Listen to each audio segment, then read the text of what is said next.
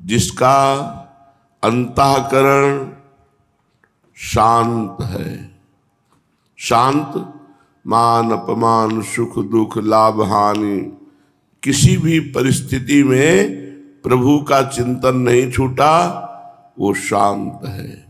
कोई हृदय में हलचल नहीं हुई, वो शांत है। प्रशांत आत्मा विगत भीर, किंचन मात्र कोई भय नहीं, न संसार से, न मृत्यु से, न रोग से, न दुख से, कोई भय नहीं। ब्रह्मचार्य व्रते स्थिता, जो ब्रह्मचर्य व्रत का धारण करता है, जिसका अंतःकरण शांत है, जो भय रहित है, जो ब्रह्मचारी व्रत को धारण करता है, और जो मना संयम मत चित्तो, अपने मन को संयमन करके सदैव मेरा चिंतन करता रहता है, और आसीत मत परह, युक्त आसीत मत परह, जो सदैव मेरे परायण रहता है।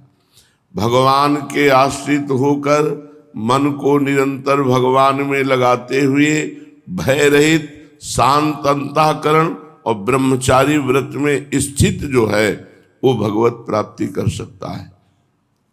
भगवत प्राप्ति करने के लिए ये जरूरी है कि आपका मन संयमित हो, ये जरूरी है कि आपका चित्त सदैव भगवान का चिंतन करता है, ये जरूरी है कि सुख दुख मान अपमान में आप शांत रहिए और ब्रह्मचारी व्रत में स्थित रहिए।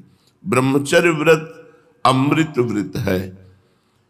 ये केवल जनेन्द्रीय के ही ब्रह्मचर्य को ब्रह्मचर्य नहीं कहते, हर इंद्रिय के ब्रह्मचर्य को ब्रह्मचर्य कहते हैं। अब आगे भगवान कह रहे हैं, युञ्जान्नेवं सदात्मानं योगी नियत मानसः शांतिम निर्वाण परमाम मत संस्थामधिगच्छति। युञ्जन्नेवं सदात्मानं योगी नियत मानसः। खास बात है नियत मानसः। नियत मानसः, जिसने मन को बस में कर लिया है। योग वासिष्ठ में लिखा हुआ है, हिमालय को उठा लेना सहज है, तूफान को रोक लेना सहज है, लेकिन मन को रोक लेना सहज नहीं है। मन बड़ा चंचल है। जब हठीले स्वभाव में आकर के जैसा चाहता है वैसा करवा लेता है, तो फिर भगवान यहां ऐसा कठिन काम क्यों कह रहे हैं कि आप अपने मना संयम में मत चित्तो, योगी नियत मानसः, आप अपने मन को संयमन में लाइए। जब इतना कठिन है तो कैसे हो सकता है? तो महाबलशाली है नाम। जब हम भगवान का नाम निरंतर जप करते हैं तो हमें भागवतिक बल जागृत होता है। हम भागवतिक बल से मन को रोक सकते हैं, अपने बल से नहीं। जैसे श्री रूपलाल गोस्वामी जी कहते, मेरे बल श्री वृंदावन रानी। मेरा बल क्या है? श्री प्रियाजू। मेरे बल कौन है? लालजू। लालजू प्रियाजू के बल से मन को रोका जा सकता है। मन को रोका ही नहीं जा सकता, मन को सदा के लिए पंग कर दिया जा सकता है। देखो प्रियाजू हमारी कितनी बल है। श्री लालजू महाराज अंकुश रहित है। इनके ऊपर न शास्त्र का न किसी बलशाली का कोई अंकुश नहीं, क्योंकि जितने भी बलशाली हैं वो इन्हीं के बल से बल प्राप्त किए हैं, और शास्त्र इनकी श्वासों से प्रकट हुए हैं। तो इनके ऊपर कौन अंकुश करे? अति गज मत निरंकुश मोहन, निरख बंधे लट पासी, देखो माई अबला कै बल राशि। देखो हमारी प्रियाजू को अबला कहा गया। देखो ये अबला है कि बल की राशि है। जो अति गज मत, जो किसी भी अंकुश में आने वाले नहीं है, परम स्वतंत्र न सिर पर कोई, भावे मने करे ये सोई। ऐसे परम स्वतंत्र परमात्मा को जिन्होंने अपनी एक लटपास से बांध दिया, वो देखो हमारी स्वामिनी बल की राशि है। अबहि पंगु भई मन की गति बिनु उद्यम अन्यास। कोई प्रयास नहीं किया तो लालजू के मन की गति पंग हो गई। एक लट छूट कर कपोल पे आई, उसी लट पास में लालजू का मन बंध गया। जब लालजू का मन बंध गया तो चंचल चित्त आकर्षणी प्रिया जो हम जैसे क्षुद्र मनों को क्यों नहीं बस में कर लेंगी। अगर प्रियाजू का बल नहीं है, लालजू का बल नहीं है, भगवत बल नहीं है, तो मन को वश में करना कोई मजाक नहीं है। बहुत ही बलवान, हठीला, चंचल, जबरदस्ती अपने ही अनुसार चलाने वाला है। चाहे जितना इसको फुसलाओ अपने अनुसार चलाएगा। इसे भगवत बल से रोका जा सकता है। इसीलिए योगी नियत मानुषा, योगी जो भगवान से जुड़ा हुआ है, भगवान ने कहा युक्त आसीत मत परा, जो मेरे परायण है। योगी नियत मानुषा, जिसका मन अधीन हो चुका है, जो मन के अधीन नहीं है। साधक नियत मानस तभी हो सकता है जब उसका उद्देश्य हो जाए भगवत प्राप्ति। उद्देश्य में बहुत बड़ी ताकत है। मैं इस जन्म में भगवत प्राप्ति करना चाहता हूं, ये उद्देश्य हो जाए। भगवान के सिवा उसका और किसी से संबंध न रह जाए। सबकी ममता ताग बटोरी, मम पद मनहि बांधि बर डोरी। भगवत प्राप्ति खिलवाड़ थोड़ी है। नियत मानसा का तभी पूर्णता हो सकती है जब हमारा उद्देश्य बन जाए भगवत प्राप्ति, और भगवत प्राप्ति के लिए सबकी ममता ताग बटोरी, मम पद मनहि बांधि बर डोरी। भगवान के चरणों में संबंध, मेरे तो गिरधर गोपाल दूसरो न कोई। प्रभु के सिवाय उसका और किसी से संबंध न रहे। देख लो, अपने अपने हृदयों को देखो। कारण कि जब तक उसका संबंध रहेगा, साथ रहेगा, ममता रहेगी, तो इसी ममता के तार से मन भागता है। जहां हमारा राग होता है, जहां हमारी ममता होती है, जहां हमारा मोह होता है, जहां हमारा संबंध होता है, वही मन जाता है। जिनसे हमारा परिचय नहीं, वहां मन जाएगा ही नहीं। तो मन को नियत मानसः करने के लिए पहली बात तो भगवत प्राप्ति का उद्देश्य, दूसरी बात किसी से भी ममता नहीं, किसी से भी संबंध नहीं। बाहर से भले नाटक संबंध का करे, अंदर एक संबंध प्रभु से, एक भगवान से, तब उसका मन नियत मानसा होता है। साधक से एक बड़ी गलती होती है कि वो अपने को कहता है मैं तो गृहस्थ हूं, पहले गिरा दिया। जो भगवान के मार्ग में चलता है तो गृहस्थ विरक्त नहीं होता, उसको भक्त भाव से, उसको दास भाव से, उसको भगवत भाव से ये आचरण धारण ही करने पड़ते हैं। चाहे गृहस्थ हो चाहे विरक्त हो, जब तक ये आचरण नहीं धारण करोगे तो भगवत प्राप्ति नहीं होगी। साधक को चाहिए कि वो अपने को गृहस्थ या अपने को विरक्त या ब्राह्मण, क्षत्रिय, वैश्य, शूद्र आदि किसी वर्ण आश्रम का न मानकर केवल ये माने कि मैं केवल प्रियाजू का हूं। ये खास बात। हमारे माई श्यामाजू को राज, मैं श्यामाजू का हूं, मैं प्रभु का हूं, मैं भगवान का हूं। जो ये मानता है कि मैं विरक्त हूं, मैं गृहस्थ हूं, मैं ब्राह्मण हूं, मैं क्षत्रिय हूं, मैं वैश्य हूं, मैं शूद्र हूं, वो व्यवहार में फंस ही जाता है। और जिसने सीधे बात मानी, मैं प्रभु का हूं, मैं भगवान का, भगवान मेरे। कितनी सुंदर बात है। सारा प्रपंच एक ही बात में हट गया, केवल मैं प्रभु का हूं और प्रभु मेरे हैं। साधक को परमात्मा की प्राप्ति करना है, यही काम है। मैं प्रभु का हूं और प्रभु का साक्षात्कार करना ही मेरा परम कर्तव्य है। वो चाहे गृहस्थ हो, चाहे विरक्त हो, चाहे ब्राह्मण हो, चाहे क्षत्रिय हो, चाहे वैश्य हो, चाहे शूद्र हो। ना तो मेरे को कोई सांसारिक काम बनवाना है भगवान से, वो प्रारब्ध के अनुसार सुख दुख मिलता रहेगा, और न कोई रिद्धि सिद्धि प्राप्त करनी है। मेरा उद्देश्य है भगवत प्राप्ति। तुम कौन हो? मैं भगवान का हूं, भगवान मेरे हैं। मेरा उद्देश्य केवल भगवत प्राप्ति है, न सांसारिक कामनाओं की पूर्ति है, न रिद्धि सिद्धि परलोक की चाह है। इस प्रकार जब अहमता का परिवर्तन होता है तो मन वश में हो जाता है। यह है मन को वश में करने का उपाय।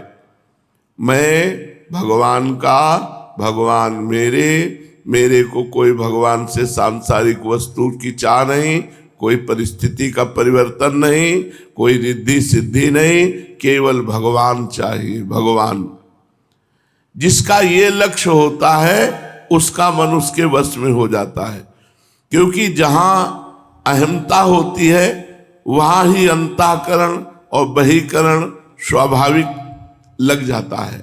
जहां हमारा अहम जुड़ता है, ये मेरे अमुक, ये मेरे अमुक, ये मेरा, ये मेरा, वहीं वहीं मन भागता है।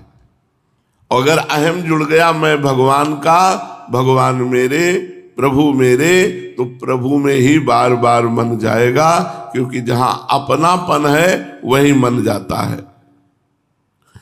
युंजन एवं सदात्मानम, जो युंजन आत्मानम का तात्पर्य है मन को संसार से हटा करके प्रभु में लगाना, बार बार लगाना। जहां जहां मन जाए वहां वहां से हटा करके प्रभु के नाम रूप लीला धाम में लगाओ, तो ये योग है। युंजन आत्मानम, ये योग है। जहां जहां मन जाए, मन को जाना स्वाभाविक है, बहुत जन्मों से भाग रहा है। जो जिस वस्तु व्यक्ति स्थान में हमारा मन जाए वहां से तत्काल हटाकर भगवान में लगाना। सदा का तात्पर्य है प्रतिदिन नियमित रूप से ये अभ्यास करना है। प्रतिदिन, प्रतिपल, जहां मन भागे वहां से मन को हटाकर प्रभु में लगाना है। साधक अभ्यास कभी किया, कभी छोड़ दिया, ऐसा कभी सिद्ध नहीं हो सकता, परिपक्व नहीं हो सकता। परिपक्व वही है जो सदा नित्य नियम पूर्वक प्रतिपल जहां जहां मन जाए उसको हटाकर परमात्मा में लगाते रहे, जब तक वो तुम्हारे अधीन न हो जाए। और जब वो अधीन हो गया तो परमात्मा स्वरूप हो गया। अब उसे हटाना नहीं पड़ेगा। अब वो मन मन नहीं रहा, अब वो मन भगवत स्वरूप हो गया। इसका तात्पर्य यह है कि प्रभु की प्राप्ति का लक्ष्य और एकांत में या व्यवहार में जहां भी रहे भगवत स्मरण। क्रियाएं हो रही है लेकिन अंदर ही अंदर भगवत स्मरण, तो वो युंजन एवं सदात्मानम। शांतिम निर्वाण परमाम मत संस्था मदिगच्छति। भगवान में जो स्थिति है जिसको प्राप्त होने पर कुछ भी प्राप्त करना बाकी नहीं रहता, उसको निर्वाण परमाम शांति कहते हैं। वही परम शांति है। जो उपासक प्रशांत मनसा है, भय रहित है, ब्रह्मचारी व्रत में स्थित है, मन को अधीन करके निरंतर प्रभु का चिंतन करते हुए प्रभु के परायण है, जो बार बार अपने मन को जहां जहां जाता है वहां से हटाकर प्रभु में लगा करके मन को अधीन कर लिया है, ऐसा उपासक भगवत प्राप्ति कर लेता है। शांतिम निर्वाण परमाम, परम निर्वाण शांति को प्राप्त हो जाता है। वो मुक्त महापुरुष है। ऐसा निर्वाण परमाम शांति को प्राप्त हो गया, निर्विकल्प हो गया। निर्विकल्प स्थिति होते ही उसे तत्व बोध हो जाता है, भगवान के तत्व का बोध हो जाता है, और निर्विकल्प बोध होते ही वो निर्वाण परमाम शांति, अब कभी कोई घटना, परिस्थिति, वस्तु, व्यक्ति, स्थान उसे अशांत नहीं कर सकता। शांति दो तरह की होती है, एक शांति और एक परमाम शांति। संसार के संबंध विच्छेद करने से शांति होती है, त्यागात् शांति अनंतरम, भोगों के त्याग से तत्काल शांति प्राप्त होती है। लेकिन भगवान की प्राप्ति से परम शांति होती है, परमाम शांति भगवत प्राप्ति, परमाम शांति निर्वाण पद।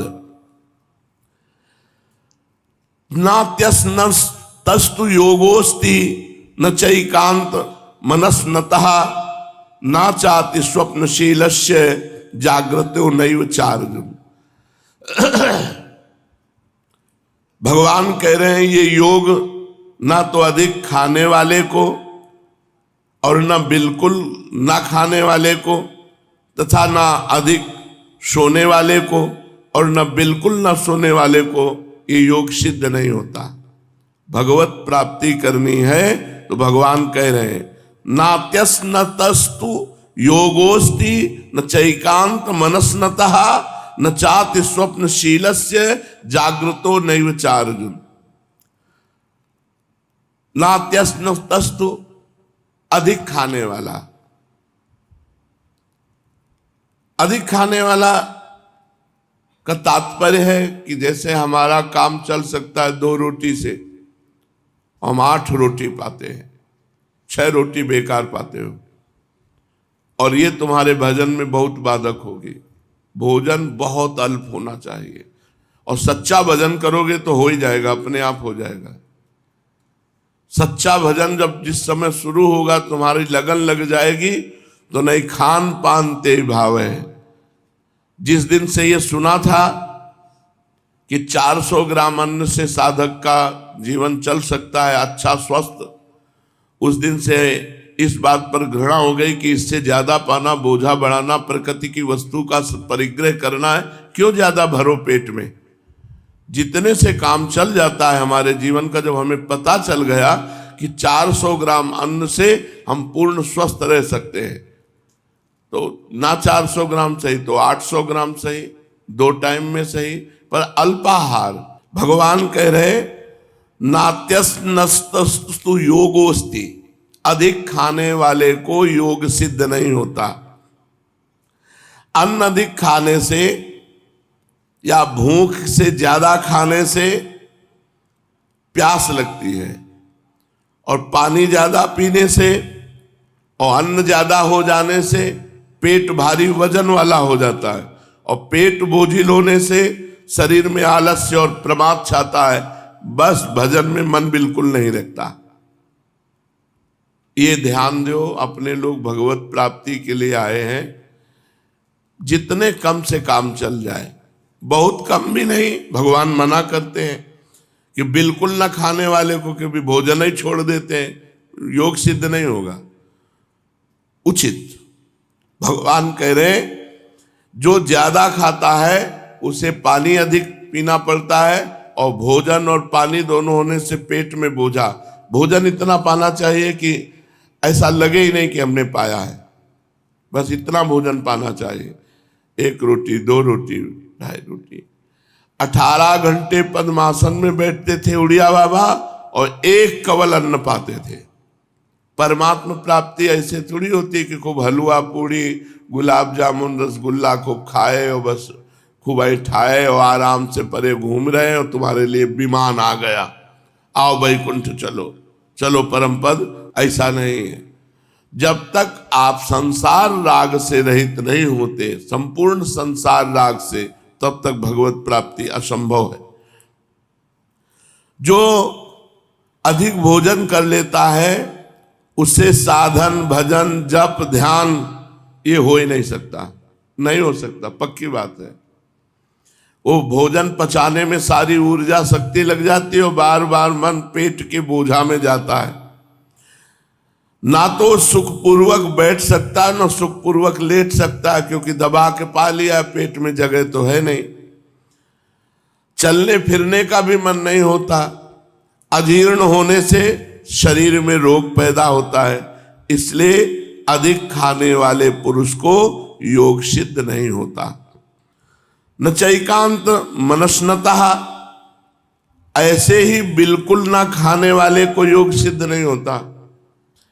कारण उचित भोजन न करने से मन में बार बार भोजन का चिंतन होता है, शरीर में शक्ति कम हो जाती है, मांस मज्जा आदि सूख जाते हैं, शरीर शिथिल हो जाता है, चलना फिरना कठिन हो जाता है, बस पड़े रहने का मन करता है, न भजन का मन, न ध्यान का मन, न आसन में बैठने का मन।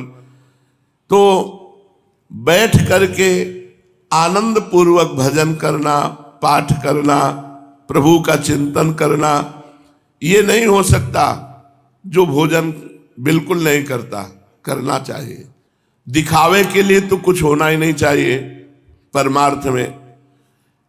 या वो ढिंडोरा पीट रहा है, मान लो साधक की, हम तो केवल फल पे रह रहे, हम तो केवल जल पे रह रहे, ये क्या नाटक है?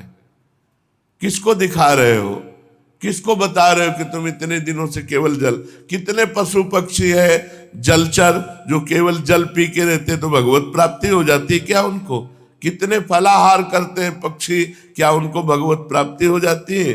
कितने मिट्टी खा के रहते हैं, क्या उनको भगवत प्राप्ति हो जाती है? ये विचार करो। इन सब संयमनों का कारण है निरंतर परमात्म चिंतन। न चाति स्वप्नशील से, और जिसका ज्यादा सोने का स्वभाव होता है उसको भी योग सिद्ध नहीं होता। योग माने भजन, भगवान का चिंतन। कारण ज्यादा सोने से स्वभाव बिगड़ जाता है, प्रमाद आता है, स्वास्थ्य ठीक नहीं रहता, प्रमाद स्थिति रहती। 4 घंटे, 5 घंटे, 6 घंटे, बहुत 7 घंटे, अगर बहुत मेहनत करने वाला साधक है तो 7 घंटे, इससे ज्यादा तो सोना ही नहीं चाहिए। सोना बहुत हानिकारक है। पड़े रहने में उसको सुख लगता है, जिसको बहुत सोने का स्वभाव होता है पड़े रहने में सुख लगता है, उसे बैठने तक का आलस्य प्रमाद इतना बढ़ जाता है कि मन नहीं करता बैठने तक का। ज्यादा लेटे रहने से गाढ़ नींद भी नहीं आती।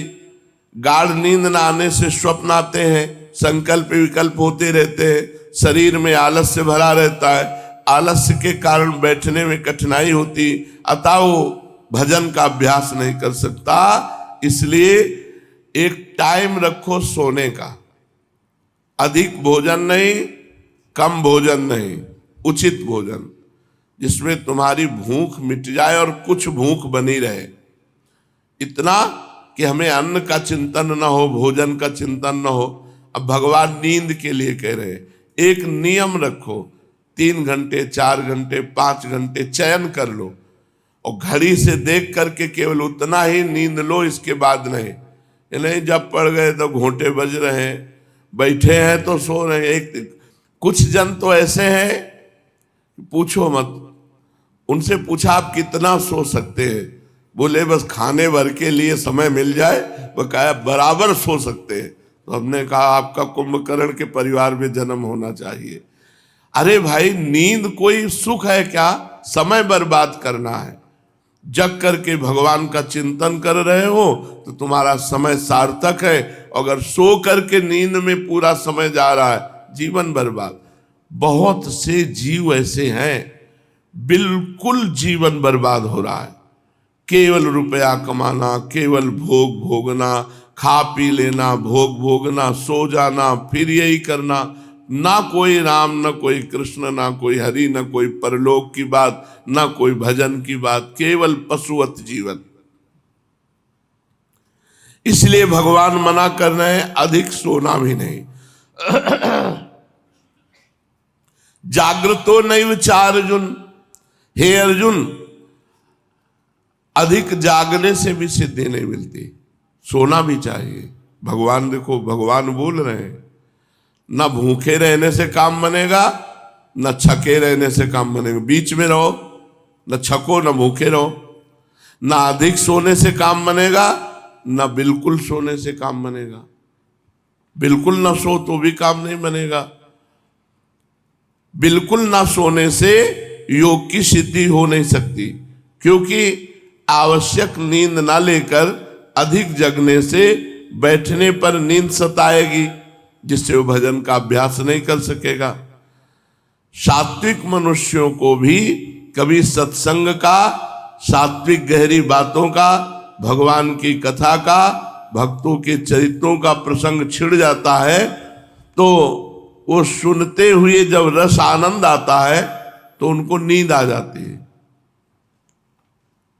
परंतु उनका जगना और तरह का होता है। राजसी तामसी वृत्ति वालों का जैसा जगना होता है वैसा जगना सात्विक वृत्ति वालों का नहीं होता।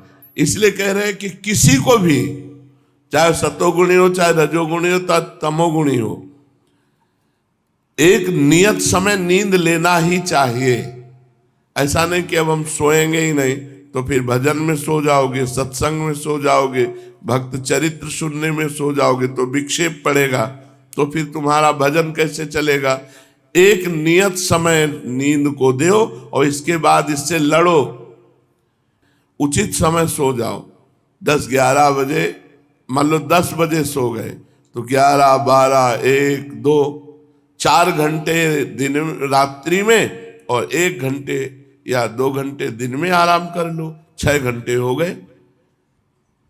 एक नियत समय होना चाहिए सोने, और सोना जरूर चाहिए। वो तो एक स्थिति ऐसी होती है जिसमें नींद नहीं आती।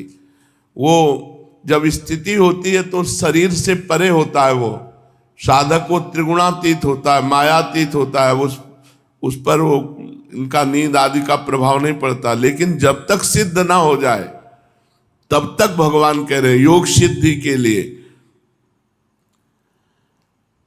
सात्विक मनुष्य या राजसिक या तामसिक, इन सबको चाहिए कि नियत समय पर ही सोएं। हर समय नहीं कि खाली बैठे हैं। खाली कैसे बैठे हो? नाम जप करो, वाणी पाठ करो, ठाकुर जी की सेवा करो, कोई कार्य करने लगो, व्यर्थ मत बैठो।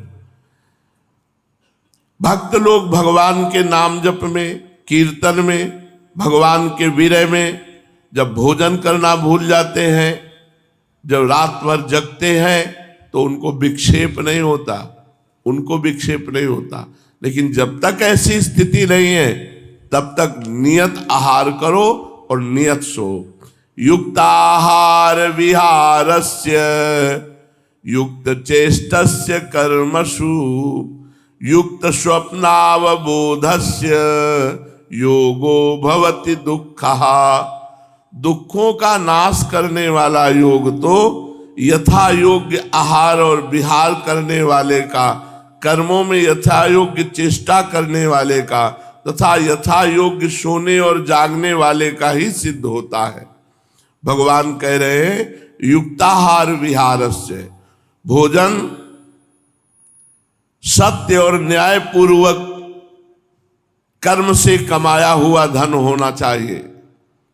जो भोजन गृहस्थ धर्म में पाया जाए वो सत्य की कमाई का हो, धर्म की कमाई का हो, सात्विक हो और अपवित्र न हो। सतोगुणी पुरुष ही भजन करता है। सात्विक भोजन होना चाहिए। रोटी, दाल, सब्जी, खीर और पकवान भी, ये सब सात्विक के अंतर्गत आते हैं। प्रभु को भोग लगाकर थोड़ा पाओ।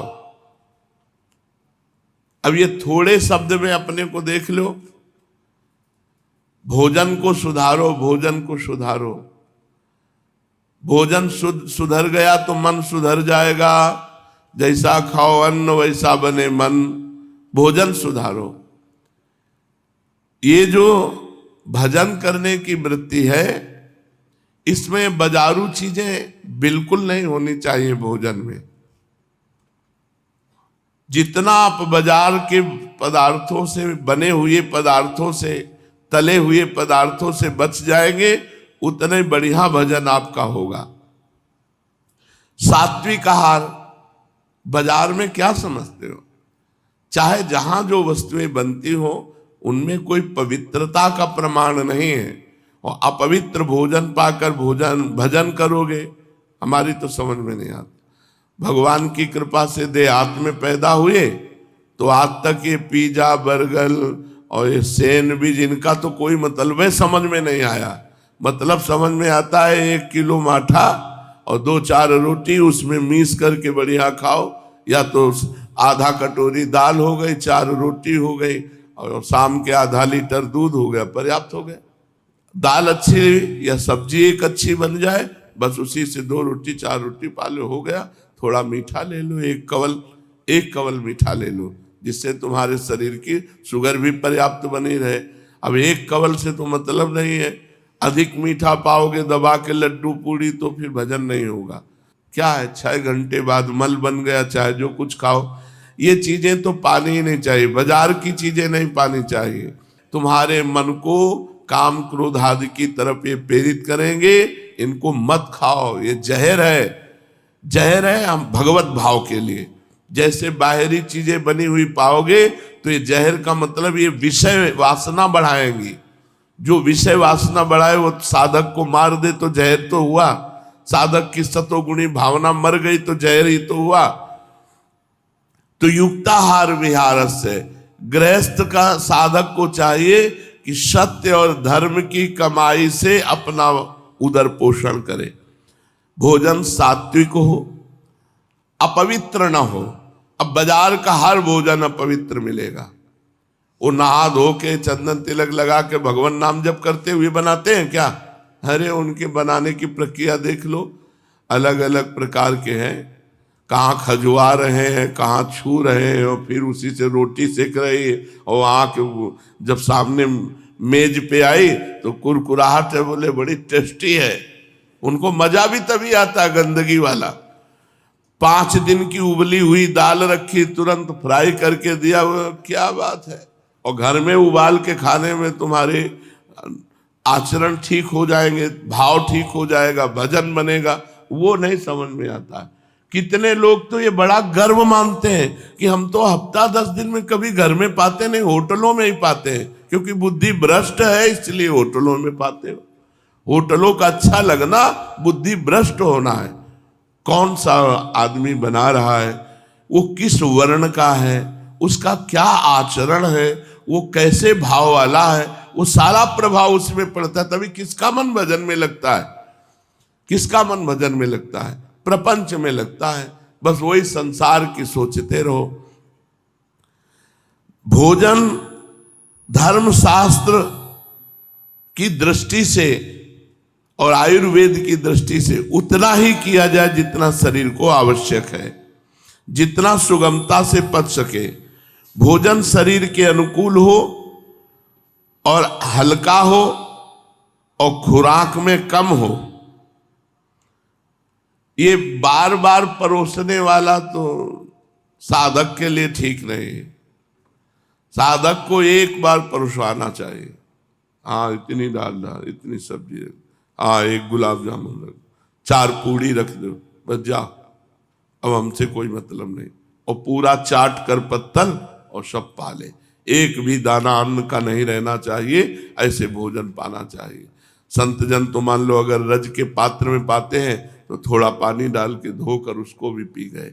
भगवत स्वरूप भगवत प्रसाद है। एक बार पर अब गरम गरम पूड़ी निकलती चली आ रही, पाना है हमें 2, पा गए 10, अब हो गया, बस उसी में टहल रहे। शरीर फूलता चला जा रहा है, फायदा क्या हुआ? क्या हुआ? लकड़ी ज्यादा लगेगी जलाने में, और क्या है। होश में रहो, मरना है। तुम शरीर नहीं हो, तुम भगवान के दिव्य अंश हो। इस शरीर को उतना ही भोजन दो जितने से तुम्हारा भजन बन जाए, तुम्हारी साधना बन जाए। भगवान कह रहे हैं युक्ताहार विहार से, युक्त भोजन करने वाला। और ये ज्यादा घूमने फिरने वालों को भी योग सिद्ध नहीं होता। स्वास्थ्य के लिए जितना हितकर है उतना घूम लिया, थोड़ा व्यायाम कर लिया, योगासन कर लिए और बस बैठ करके खूब नाम जप किए। ज्यादा घूमना फिरना भी ठीक रहे। युक्त चेष्टस्य कर्मसु, अपने वर्ण आश्रम के अनुकूल जैसा देश काल परिस्थिति आदि प्राप्त हो जाए उसके अनुसार शरीर निर्वाह के लिए कर्म किए जाए। अपनी शक्ति के अनुसार कुटुंबियों की एवं समाज की हित बुद्धि से सेवा की जाए। परिस्थिति के अनुसार जो शास्त्र विहित कर्तव्य कर्म सामने आ जाए उसको बड़ी प्रसन्नता पूर्वक किया जाए। इस प्रकार जिसकी कर्मों में यथोचित चेष्टा है उसका नाम है युक्त चेष्टसु। युक्त स्वप्नावबोधस्य, सोना इतनी मात्रा में हो जिससे जागने के बाद फिर जब तक सोने का समय ना आवे तो निद्रा नहीं आनी चाहिए। ये निद्रा बहुत दुश्मन है, इससे लड़ो। जहां माला उठाए थोड़ी देर के बाद माला छूट गया, सो गए। आसनों में जरूर बैठना चाहिए साधकों को, चाहे भक्ति मार्ग के हो चाहे ज्ञान मार्ग के हो। आसन में बैठने से हमारे समस्त रोग नष्ट होते हैं, इंद्रियां वश में होती है, भजन कर। ये हमारा शुरू का अभ्यास था। आसन हमारा आहार था, भोजन मिले न मिले पद्मासन में बैठना ये हमारा एक नशा था। अब भी शुरू करते हैं तो अब वो तो नहीं है कि 6 घंटे 8 घंटे आसनों में बैठ जाए, इतनी दमें नहीं रह गई। लेकिन हम चाहते हैं कि साधक थोड़ी देर तो आसन में बैठे, सेवा आदि करके अपना समय ऐसा निकालो, कुछ समय आसन में बैठना, भगवान नाम जप करना, मंत्र जप करना। सोना इतनी मात्रा में होना चाहिए जिससे जगने के समय, जगने के बाद जब तक सोने का समय ना आवे तब तक नींद ना आवे। दिन में जागता रहे और रात्रि के समय भी आरंभ में तथा रात के अंतिम भाग में जागता रहे, ऐसा शास्त्र कहते हैं। मध्य केवल बीच का सोए, वही 10, 11, 12, 1, 2, 3 या बहुत से बहुत 4 जो साधक है एकदम नए, रात के मध्य भाग में सोए। इसमें भी रात में ज्यादा देर तक जागने से सवेरे जल्दी नींद नहीं खुलेगी, अतः जल्दी सोए और जल्दी जागे। तात्पर्य है कि सोने और जागने से स्वास्थ्य में बाधा न पड़े, योग में विघ्न ना आ जाए, ऐसा यथोचित सोना और जागना चाहिए। युक्त स्वप्न से कहकर निद्रावस्था को ही यथोचित कह देते हैं। योगी को चाहिए, साधक को चाहिए कि उसकी साधना में बाधा ना पड़े, बस इतना सो ले और वो अपना तय करे कि कितने घंटे सोने पर हमें बाधा नहीं पड़ेगी। और नियत सोना और नियत समय बैठना और नियत समय अपनी पूरी दिनचर्या राइट टाइम होनी चाहिए। ये नहीं होने के कि आज 4 घंटे आसन में बैठ गए फिर 4 दिन आसन में नहीं बैठे तो बीमारी पक्की। और जो साधन में चले तो ब्रह्मचर्य से रहे, नहीं तो पक्का दुर्दशा हो जाएगी। अगर आसनों में बैठने का अभ्यास करे, प्राणायाम करे, इसमें करे और मनमानी आचरण करे तो फिर भयानक रोग प्रकट हो जाएंगे, फिर चलने लायक नहीं रहेगा। इसलिए युक्ताहार विहार से भगवान ने कहा युक्त कर्म की चेष्टा करे, युक्त स्वप्नावबोध से युक्त समय सोए। जिसके लिए मानव जन्म मिला है उस काम को पूरा कर लो, ये खास बात है। सोना जगना खाना पीना उतना जिसके लिए मानव जन्म मिला है। मानव जन्म किसके लिए मिला है? भगवत प्राप्ति के लिए। भगवान में मन लग जाए, निरंतर भजन बन जाए, संसार में कोई अपना ना रह जाए, इसके लिए मानव जन्म मिला है। संसार में कोई अपना ना रह जाए, एकमात्र मैं भगवान का, भगवान मेरे। इसी का नाम भगवान कह रहे हैं योग सिद्धि। यही योग सिद्धि है। हमारे पास 24 घंटे हैं, हमारे सामने 4 काम हैं आहार विहार अर्थात भोजन करना, घूमना फिरना, शारीरिक आवश्यक क्रियाएं। दूसरा कर्म, खेती, व्यापार, नौकरी, जीविका और ठाकुर सेवा। तीसरा सोना। चौथा जागृत होकर भगवत प्राप्ति के लिए साधना, जप, ध्यान, साधन, भजन, कथा, कीर्तन करना। अगर हम इनको चार को 6-6 घंटे में बांट लें कि भोजन के लिए घूमना फिरना और जितने भी कर्म हैं, व्यापार, नौकरी, ये सब 6 दूनी 12 घंटे इनको दे दो। 12 घंटे में तुम खाओ पियो, घूमो फिरो और अपने सांसारिक व्यापार, नौकरी, एक कर्म करो। 8 घंटे की नौकरी होती है। 12 घंटे तो गए, चलो इधर। फिर 6 घंटे सोने में दे दो, 18 घंटे गए। अब 6 घंटे बच गए भजन के। अगर 6 घंटे भजन करे तब तो बहुत जल्दी वो साधना में आगे बढ़ जाए। लेकिन लोग समय बर्बाद करते रहते। हम तो गृहस्थी है, हमको तो गृहस्थी 24 घंटे प्रपंच करने के लिए समय है, भजन करने के लिए समय नहीं। उपासक को चाहिए अपने 24 घंटा के समय को बांट ले। हमने तो एक दिन ऐसे बांटा था, 12 घंटे कार्य के लिए दिए। कार्य कर लो, जो मनावे, अपना व्यापार, नौकरी, जो भी जितने भी कार्य हैं। 6 घंटे सोने के लिए दे दिए, 18 घंटे हो गए। 1 घंटे मनोरंजन के लिए दे दिए, 19 घंटे हो गए। 2 घंटे भोजन के लिए दे दिए, 20-21 घंटे हो गए। 3 घंटे बच गए। 3 घंटे ईमानदारी से सबके बच गए। अगर 3 घंटे भजन कर लो तो तुम्हारी आध्यात्मिक उन्नति होने लगी।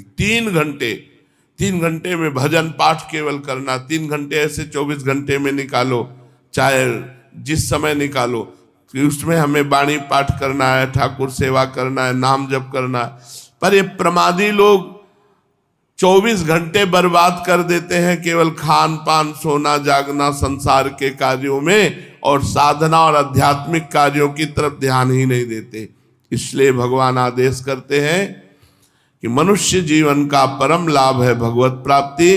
तो युक्त आहार करो, युक्त विहार करो, युक्त कर्म करो, युक्त सो, युक्त जगो और खूब भजन साधन करके भगवत प्राप्ति करो।